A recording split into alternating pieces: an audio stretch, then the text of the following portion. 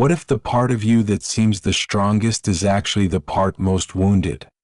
Nietzsche did not just speak about suffering, he exposed the quiet strategies we use to hide from ourselves. And the first disguise we put on is pretending to be fine. You act as though everything is okay. Not because it truly is, but because you fear no one would know what to do if you weren't. You say, "I'm fine," so quickly that even you begin to believe the lie. You keep showing up, meeting deadlines, offering smiles on demand, never allowing the exhaustion in your voice to betray you. And slowly, that performance becomes your entire identity. You become the one who holds everything together. The one who never needs help. The one who smiles even while carrying a storm inside. But Nietzsche would say that is exactly the danger. Because a person who forgets how to fall apart also forgets how to truly live. Here's the unspoken truth. Pretending is easier than explaining. It takes less energy to say, "I'm okay," than to unravel what is really happening inside you. It is less painful to fake a laugh than to confess how disconnected you feel. And it feels safer to act normal than to risk the rejection that often follows honesty. So you don't just perform for others, you perform for yourself. And that is what Nietzsche feared most. Not pain but denial. He believed the more we avoid our truth, the more that truth controls us. A person who hides their suffering too well eventually becomes a stranger to themselves. Usually starts small. Maybe someone told you to toughen up as a child. Maybe your tears made people uncomfortable. Maybe asking for help got you labeled dramatic. So you stopped. You coped. You internalized. And now you joke when you feel anxious. You distract yourself when sadness creeps in. You make sure everyone else is all right so no one has to ask about you. It is not your fault, it was how you learned to survive. But as Nietzsche warned, that which helps you survive one day may be the very thing that keeps you lost the next. Because when pain goes unnamed for too long, it begins naming you. The most painful part? When people praise your strength but never notice the weight you are carrying. They say, "You're so resilient. You always figure it out. You're the calm one." But behind that calm exterior is someone who hasn't cried in weeks. Not because you didn't want to, but because you forgot how. Carl Jung once said, "What you resist not only persists, it grows in size. What you bury inside doesn't vanish, it festers." And what looks like peace on the surface may actually be numbness underneath. It's not maturity. It's quiet suffering. The longer you maintain the performance, the more invisible your pain becomes. Not just to others, but to yourself. You stop looking forward to things. You laugh, but it feels hollow. You show up, but only half present, like you are watching your life instead of living it. And when someone asks, "Are you okay?" your answer is too quick, too rehearsed. Because deep down you know if you paused for even a moment, the truth might spill out uncontrollably. Nietzsche wrote, "Man is the cruelest animal, not to others but to himself. Because we deny our needs, suppress our grief, punish our feelings, and then call it strength. But real strength is not hiding the truth. It is holding it with honesty and still choosing to show up. You were never meant to carry it all alone. You were never meant to pretend for this long. You were never meant to wear so many layers just to feel acceptable. So if there is a quiet voice inside you, the one you keep pushing away, hear this. That voice is not weakness. It is not failure. It is not drama. It is yourself asking to return." Jung believed that the greatest form of strength is not endurance but awareness. Because once you see yourself clearly, you cannot go back to living blind. But clarity comes at a cost. It requires a crack in the polished surface you've worked so hard to maintain. And once that crack appears, you realize you cannot carry this forever. And perhaps you were never meant to.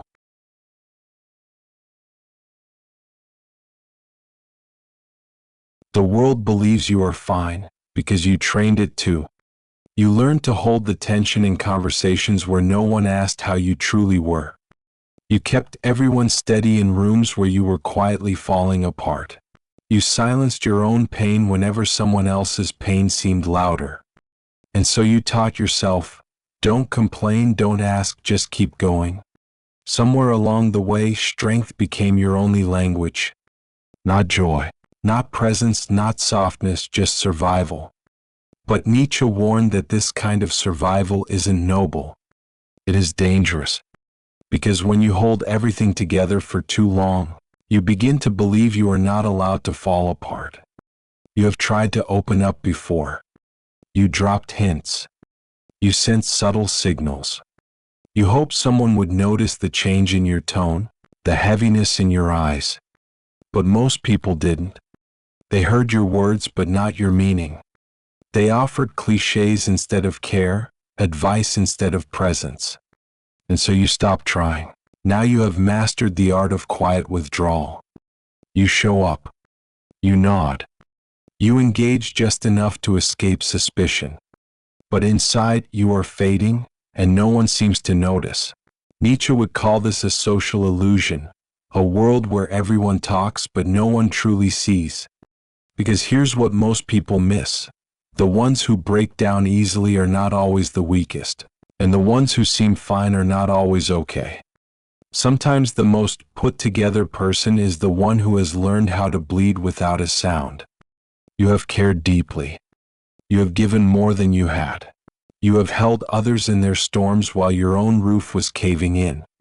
And now you are exhausted in a way that sleep cannot fix. It's not rest you are missing, it is connection. It is peace. Nietzsche would argue that the exhaustion you feel is not from weakness but from theft, the emotional theft of being everything for everyone and nothing for yourself. And so, sometimes you long to disappear, not dramatically, not forever, just enough to reset, to breathe without guilt, to cry without explanation, to sit with your thoughts without needing to fix anyone else's. But then the guilt creeps in. Because the world has taught you that your value lies in what you give. That rest is laziness. That distance is cold. That saying no means you have failed someone. Yet Nietzsche believed withdrawal is not weakness. It is wisdom. When the world drains you, retreating is not defeat. It is self-respect. You don't need to justify your stillness. You don't need to apologize for needing space. You are allowed to protect your peace, even if it disappoints those who only love the version of you that served them. The frightening thing about emotional pain is how quiet it becomes. At first it screams, then it whispers, and eventually it sits there, like a dull ache that follows you from room to room. You stop noticing joy. You stop reaching out. You stop believing that anything can truly change.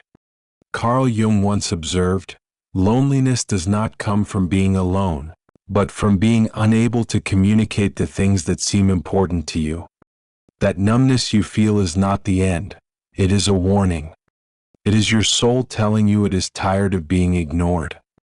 And if you listen even briefly, that numbness can transform into a compass. It begins pointing you back toward what is real.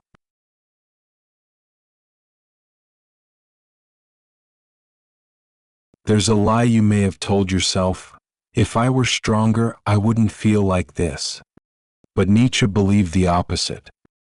He argued that true courage is found in feeling deeply and refusing to lie about it. You don't need to be unbreakable. You need to be human. You don't need to hide your scars. You need to understand that they are part of your wholeness. You don't need to wait for someone else to rescue you. You need to begin rescuing the parts of yourself that stopped believing you were worth saving. Think of how often you edit your words, how often you water down your feelings, how often you say, it's not a big deal, even while you are breaking inside. The more you filter, the more invisible you become, even to yourself. Nietzsche called this self-betrayal. Not because you lied to others, but because you abandoned your inner truth to protect people who would not protect you. Every time you shrink your needs, every time you silence yourself to keep the peace, every time you ignore your signals just to keep showing up, you lose another layer of who you were meant to be. And the longer you live that way, the harder it becomes to even remember what wholeness felt like. What if your suffering is not weakness, but a signal? What if it is your body, your mind, and your soul all trying to lead you home? Carl Jung once said, "Pain is not a punishment, it is a signal that something needs attention." Pain is not proof that you have failed, it is evidence that you are still alive to your own truth. Nietzsche did not believe life should be easy, he believed it should be honest. And honesty means facing the ache you've tried to silence. Because only when you stop numbing yourself can you begin hearing what your pain is really saying. That you have outgrown certain roles. That you are done performing. That the life you are carrying no longer matches the one you truly want. And that is not failure. It is freedom. But to reach it, you must be willing to do the one thing you've avoided the most. Let go of the performance. And when you begin to feel that quiet shift inside, the whisper that says, "I can't keep doing this," you are closer to transformation than you realize. Because what comes after the pretending isn't destruction. It is awakening. But awakening doesn't begin with clarity. It begins with collapse. When the pretending ends, something else emerges. Not chaos. Not weakness. But a raw kind of clarity that Nietzsche believed only comes through collapse. You have spent years holding everything together. But carrying it all inside doesn't make you stronger, it makes you disappear. The truth is, your breakdown is not the enemy. It is the breakthrough that has been trying to reach you. Jung observed, "Until you make the unconscious conscious, it will direct your life and you will call it fate." And collapse is often the moment the unconscious finally speaks loud enough to be heard. Most people fear collapse because they think it means failure. They fear the day they can no longer pretend. They fear the moment when tears won't stop, when the life they've built no longer feels like their own. But Nietzsche did not fear collapse. He feared comfort without truth. Because collapse does not destroy you, it strips away everything that is not really you. The people who never truly saw you. The expectations you could never meet. The pain you kept absorbing just to feel useful. All of it begins to fall away. And what remains is not the perfect version of you, but the honest one. The one who still feels, who still hopes, who still holds something sacred beneath all the pretending.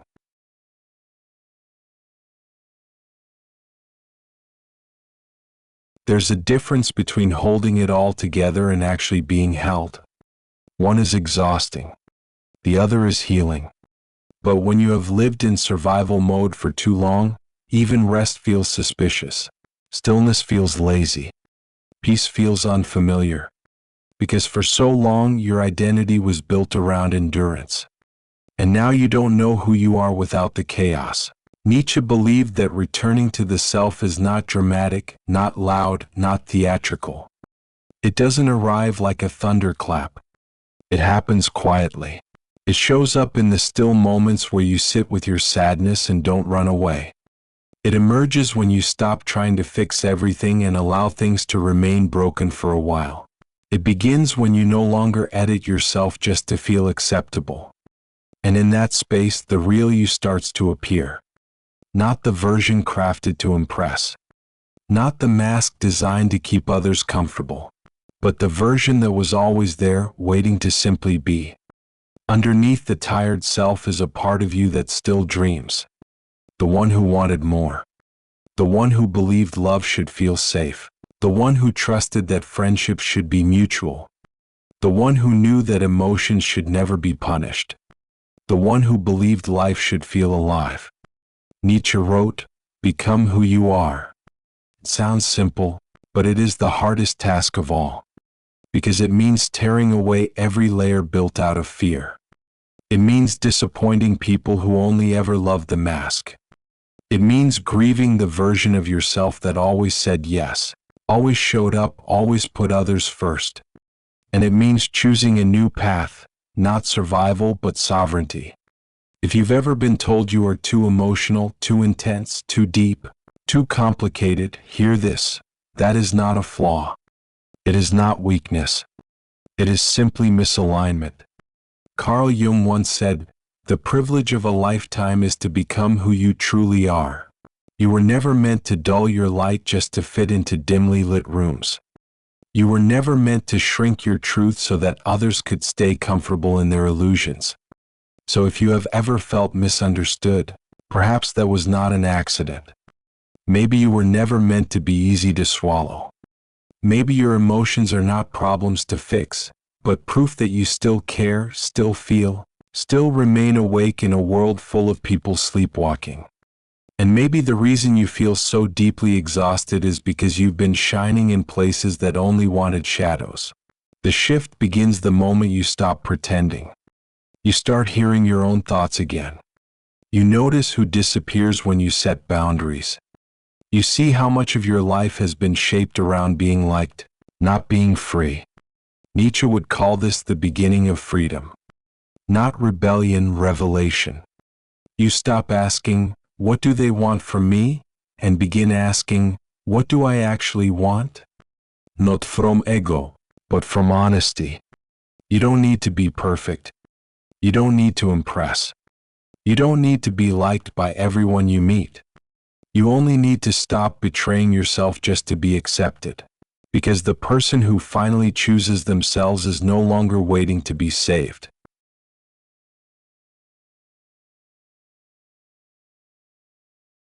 It's easy to believe you've lost yourself. But more often than not, you've simply been hiding. Because life taught you it wasn't safe to be real. That people only stay if you are easy. That love must be earned by suffering silently. Nietzsche believed the self doesn't need to be created, it needs to be uncovered. The real work is peeling back the layers of fear, the masks of performance, the habits of endurance. The first sign of returning to yourself is subtle. You stop apologizing for your depth. You stop laughing at things that don't feel funny. You stop waiting for permission to feel whole. You stop acting okay when you are not. Carl Jung once said, "The most terrifying thing is to accept oneself completely." And that is what healing asks of you, not perfection, not performance but acceptance. If these words speak to you, it isn't random. It means the part of you that has been buried is stirring again. You are not too much. You are not behind. You are not broken. You are tired. You are honest. You are feeling things others have gone numb to avoid. And that makes you powerful. Nietzsche did not want you to be fearless. He wanted you to be real. Because only when you stop performing can you begin to rebuild a life that fits your soul. And Jung would remind you that individuation, the journey of becoming whole, is not about fixing what's broken. It's about remembering what has always been there. So if you find yourself reading this, breathing this in, something in you has already begun. The next time you catch yourself pretending, remember, you don't have to anymore. You don't need to be the strong one all the time. You don't need to abandon yourself just to feel accepted. You don't need to keep carrying stories that were never yours to hold. Your breakdowns are not the end. They are the beginnings of breakthroughs. Your scars are not evidence of weakness. They are reminders that you survived. Your feelings are not burdens. They are signposts pointing you back to yourself. And perhaps this is where freedom truly begins. Not when the world finally understands you, but when you finally stop abandoning yourself.